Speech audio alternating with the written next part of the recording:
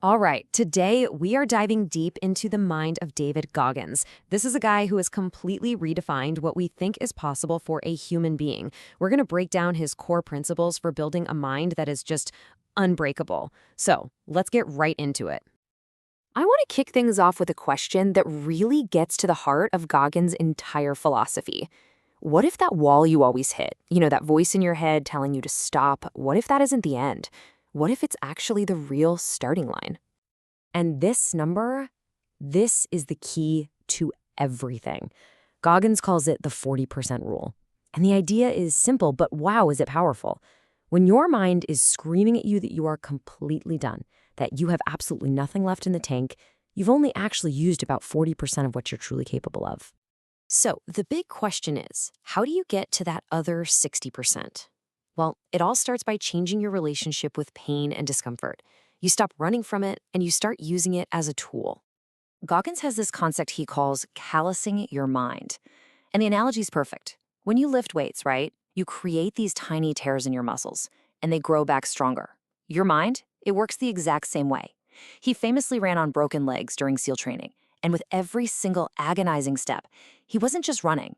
He was forging a harder, more resilient mind. So what does this actually look like for you and me? I mean, you don't have to go break your legs.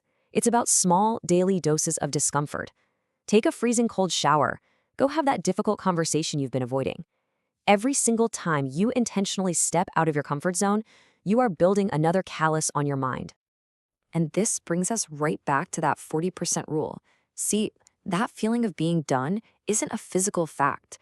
It's more like a safety suggestion from your brain. Your brain's main job is to keep you comfortable and conserve energy. Pushing past that first stop signal is how you start to see what you're really made of. Now, here's a fascinating twist on visualization. Most people, they only visualize the success, the finish line. Goggins says you have to do the opposite. You have to visualize the struggle, the pain, the absolute exhaustion, all of it. Because when you do that, the real hardship doesn't shock you. Your brain is already prepared for it. It sees the pain as just part of the deal, not a reason to quit. Okay, so it's not just about enduring pain, right? It's about having actual practical tools you can use every single day to keep your mindset razor sharp. Let's get into the mental arsenal Goggins uses. First up, the accountability mirror. This is all about radical, brutal self-honesty. Goggins would literally look himself in the mirror and just confront the absolute harshest truths about himself. No sugarcoating, no excuses, just the raw, real situation of where he was and where he needed to be. And here's exactly how you can do it. You take sticky notes, you write down your weaknesses, your insecurities, the things you put off, whatever. You stick them on the mirror. You look at them every single morning. And here's the most important part. You take one small, concrete action to attack one of them. It turns just knowing your flaws into actually doing something about them. All right, the next tool is what he calls the cookie jar. Picture this. You're in the middle of some brutal challenge and your mind is just begging you to quit. You need fuel. The cookie jar is your mental collection of every single past victory, every obstacle you've ever overcome. And hey, these don't have to be giant, monumental achievements. It could be surviving a horrible project at work, finishing your first 5K race, or just getting through a really tough time in your life. When you're struggling, you mentally reach into that cookie jar and remind yourself, hey, I've been through hell before and I made it. I can make it through this too. So, we've talked about the internal mindset. Now we're going to shift gears to how you deal with the world around you, the people in it. This isn't just about surviving. It's about actively dominating. Goggins talks about two kinds of fuel. On the one hand, there's taking their soul. That's external. It's using other people's doubt and negativity as pure energy. You outwork them so relentlessly that you just break their spirit. But just as crucial is controlling the governor. That's the internal game. Recognizing that little voice in your head that wants comfort and learning to just push right past it.